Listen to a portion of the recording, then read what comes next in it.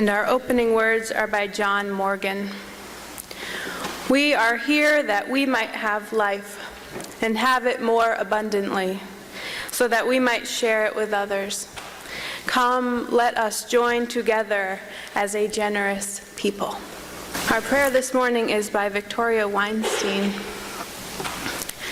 In the spirit of the prophet Amos, the Unitarian minister A. Powell Davies prayed, "Help us to remember, O God, that from those to whom much has been given, much is expected. Let us join our hearts and spirits in prayerful reflection. To whom much is given, even more is asked. We have been given the bounty of this beautiful day, and we have been given the gift of the worship tradition that draws us together in this house of hope and memory, of learning, of healing, of growing, and of serving. We lift up grateful hearts. We have been given the inspiration of our brothers and sisters in faith who walk with us the path of the free religious life, who companion us in our joys and our sorrows, and who are ours by some design of fate or necessity to care for and to love, to forgive and to cherish for this time of our lives. We lift up grateful hearts. We have been given minds with which to wonder and to reason, and we have been given voices to speak and to sing and to shout against injustice. And we have hands to work and to build the better world we would have for ourselves and our children. We are asked to use them all in the service of love and justice. We lift up grateful hearts. We have been given the divine spark as children of the universe all, whose health and wholeness requires us to tend to the life of the soul. In our rushing and our doing, may we not forget whose we are and what we truly are, not human beings having a spiritual experience, but spiritual beings having a human experience. We lift up grateful hearts. We ponder this mystery together, glad for one another, blessed by the abundance of our lives, and called to give abundantly of ourselves to it. Amen. This morning's opening reading is actually written by spiritual author Marianne Williamson. It's entitled Our Deepest Fear. Our deepest fear is not that we are inadequate. Our deepest fear is that we are powerful beyond measure. It is our light, not our darkness, that most frightens us. We ask ourselves, who am I to be brilliant, gorgeous, talented, fabulous? Actually, who are you not to be? You are a child of God. Your playing small does not serve the world. There's nothing enlightened about shrinking so that other people won't feel insecure around you. We are all meant to shine as children do. We were born to make manifest the glory of God that is within us. It's not just in some of us, it's in everyone. And as we let our own light shine, we unconsciously give other people permission to do the same. As we're liberated from our own fear, our presence automatically liberates others. Who am I to be brilliant, gorgeous, talented, fabulous? Actually, who are you not to be? Your playing small does not serve the world. At the Unitarian Universalist urban ministry, where I served before coming to Provincetown, I worked with a lot of teenagers. It frustrated me to no end when I saw them pulling back and hiding their abilities or not applying themselves at school because they wanted to fit in. Being smart wasn't cool. Being talented attracted too much attention from adults. It was better to just fit in, be average, be regular. This frustrated me so much because I could see what an amazing and talented bunch of kids we worked with in Roxbury. They were incredible poets, musicians, artists, community organizers, friends. I wanted to be blown away by what great things they could accomplish if they only gave themselves and their peers permission to shine. If these kids shared their full selves with the world, watch out. I think the world would change. But who am I to blame a teenager for not being his or her full self, speaking their whole mind, when I, as an adult, cannot always do that? I think back to my years, particularly the first few, in seminary at Boston University School of Theology. It was a Methodist school, and I often felt like my own theology was too far outside the lines to contribute to the theological conversation. And so I stayed silent much of the time. I had the sense that I didn't quite fit in. And so instead of being the diverse voice, I gave my voice away. Looking back, I regret not speaking up during some of those classes. Looking back, I realized that I might have enriched the conversation with my radical ideas about inclusive language, spiritual humanism, and the God web. Maybe some people would have been relieved or comforted to learn about a religion that embraces truths from many sources, ordains gay ministers, blesses babies without washing sin away. Maybe someone else was struggling with whether or not to take communion or have ashes rubbed on their forehead. And because I did not speak up, they then struggled alone. But it felt risky to put my full self into the conversation. And I can think of times in Roxbury, too, where I tried to hide parts of myself and my experience as well. I remember one time I was talking with a local chef, and she asked me where I was living. At the time, I was living in Manchester by the Sea, and that embarrassed me. So I said, Manchester, and she said, New Hampshire? I said, no, Manchester by the Sea. But I don't like to say that because it sounds snobby. Oh, honey, she said, you've got to love where you're from. There's no shame in the game. But it's hard to be your full self. I can identify with those teenagers who just want to be regular people, whatever that means in the moment. In the 1984 episode of The Cosby Show, Bill Cosby's character, Dr. Cliff Huxtable, receives his teenage son Theo's report card, which has a D on it. He is very unhappy. He goes to Theo's room to talk. I can't really do this scene any justice because Bill Cosby is one of the comic geniuses of our time, and so much of what he does is on his face. But hopefully you'll get an idea of this amazing scene as I share the dialogue. Cosby enters his son's room, and it is a total pit.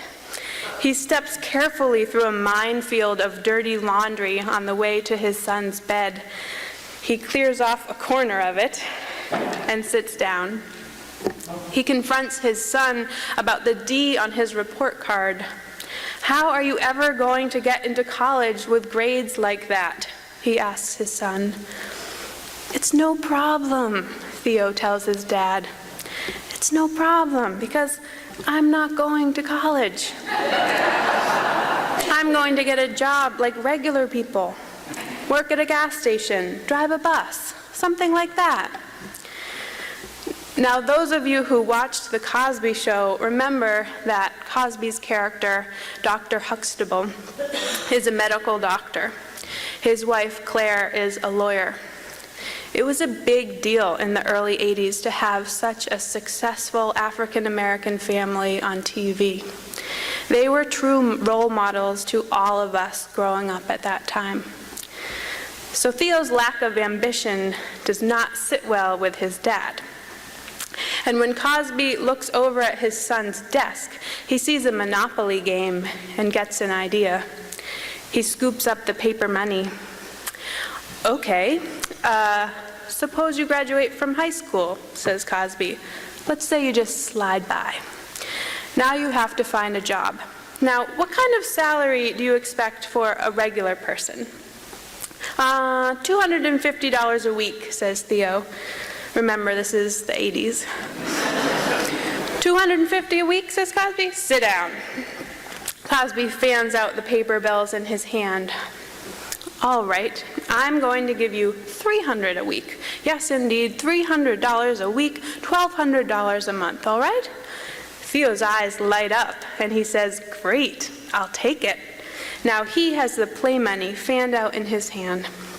Yes, you will, says his dad, and I will take $350 for taxes. He snatches a few bills from Theo's hand. Whoa, says Theo, outraged. Yeah, says Cosby, because you see, the government comes for the regular people first.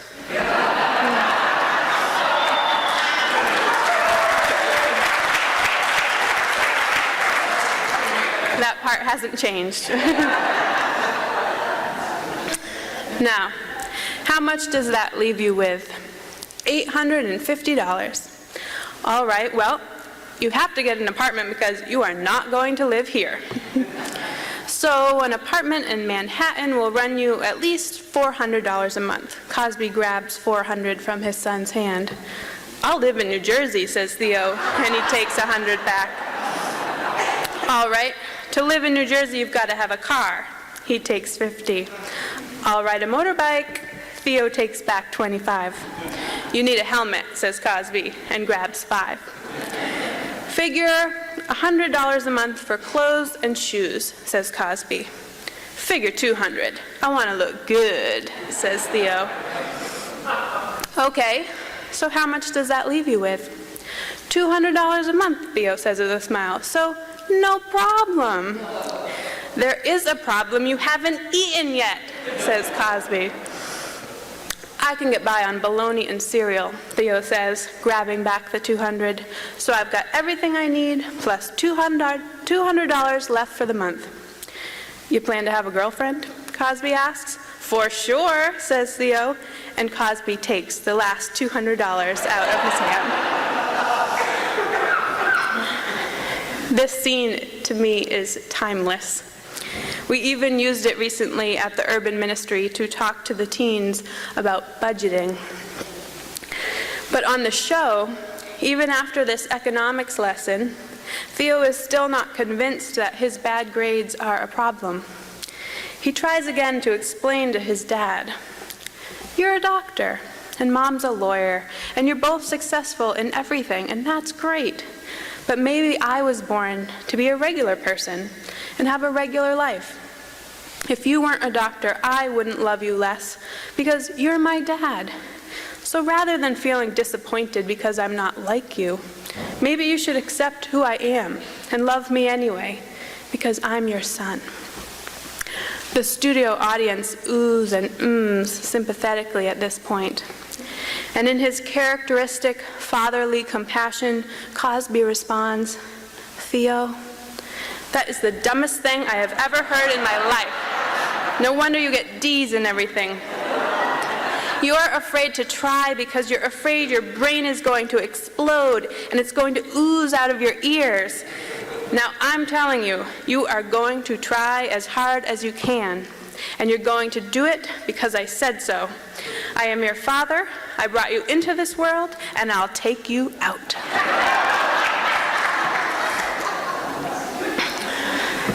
Now, Dr. Huxtable's point was not that he would not love his son if he grew up to become a bus driver. His point was that Theo should not play small. He should not stop trying in school and deprive the world of his gifts in his quest to be a regular person.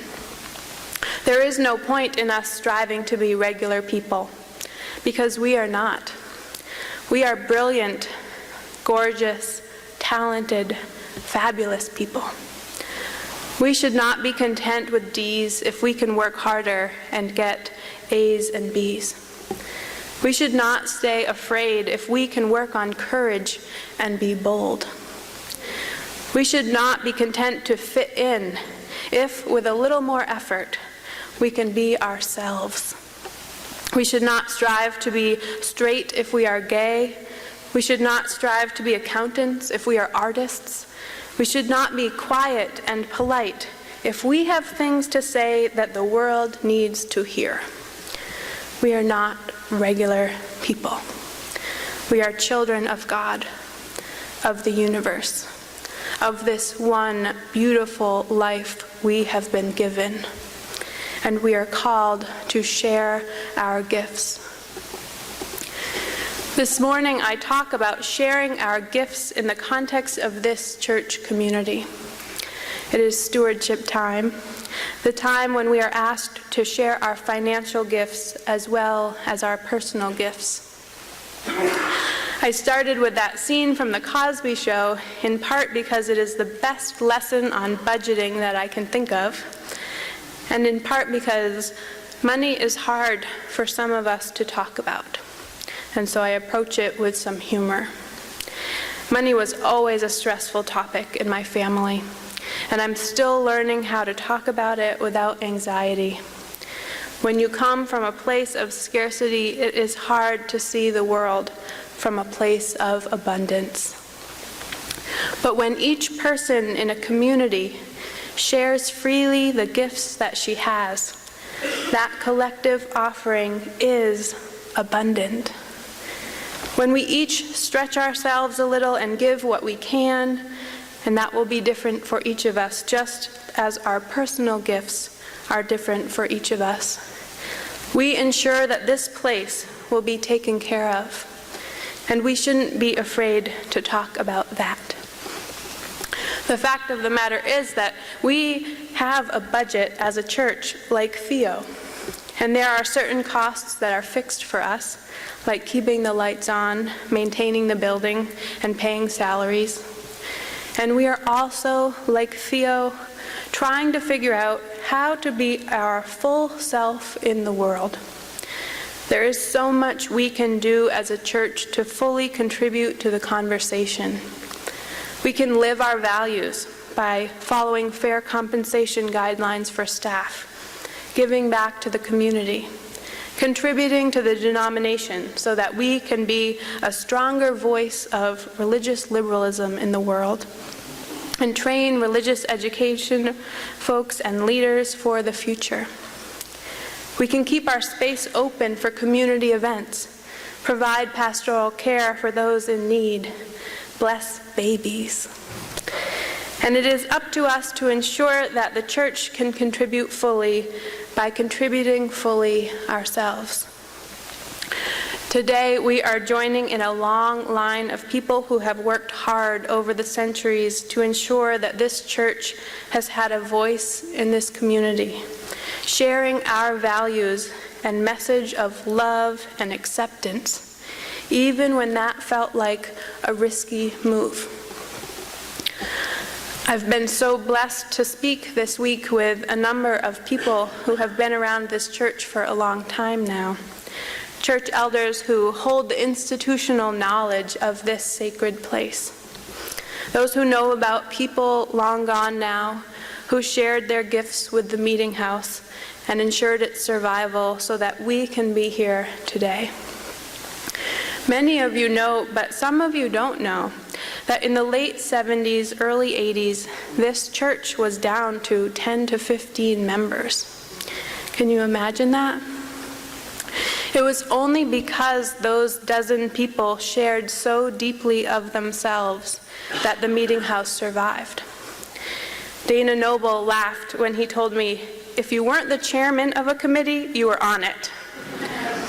But it wasn't really a joke. Everyone pitched in because there was no one else. In a crowd of 12, you really couldn't hide your gifts. If you didn't offer them up, you would be asked. During this time, the meeting house didn't have a full-time minister. Dana tells me that one Sunday, the part-time minister had forgotten about daylight savings and didn't turn his clock ahead. I live in dread of this. As worship hour approached, Dana ran around recruiting different people to do the opening words, the benediction, even the sermon. And amazingly, he found people for each part. Thankfully, at 2 minutes to 11, Reverend Harold came running down the aisle. But how brave of those volunteers to say yes, to realize that church literally wasn't going to happen without them sharing of their gifts. Reverend Peter Fleck was one of the meeting house's great supporters during this time. He wasn't the official minister, but he preached here often when he was needed, no matter how small the congregation was. And of course, you have to pay a minister, but there really wasn't any money to. And thus ensued a circle of giving that I will not forget. Joe Acker, a member, would write a check to the church for $25. Dana Noble, the treasurer at the time, would deposit the check and write a check from the church to Peter Fleck for $25. After the service, Dana would receive a donation to the church from Peter for $25.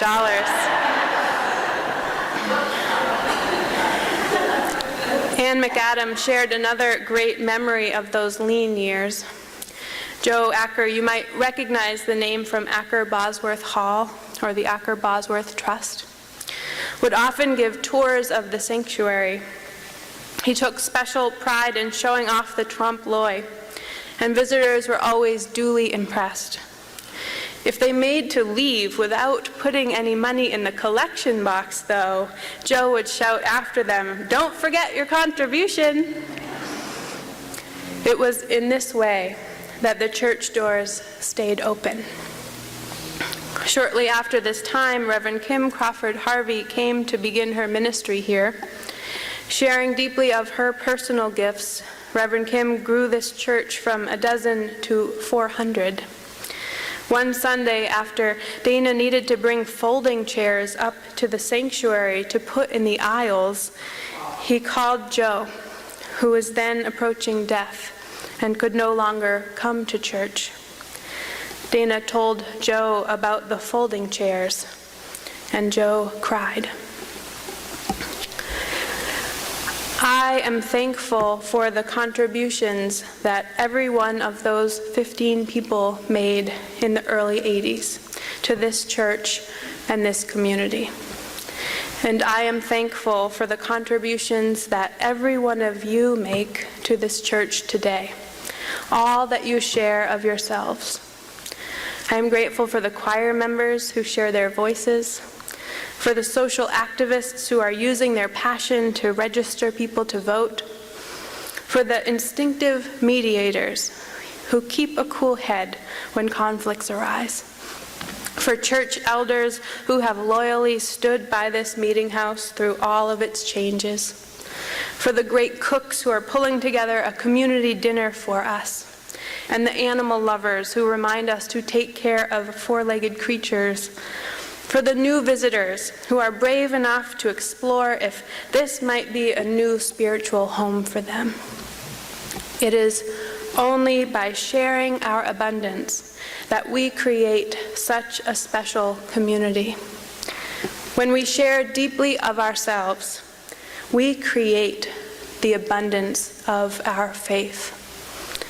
Without each person sharing deeply of their treasure, spiritual, artistic, personal, and emotional, our community cannot flourish. And it just doesn't make sense to leave out financial support as one of the gifts that you bring to this community.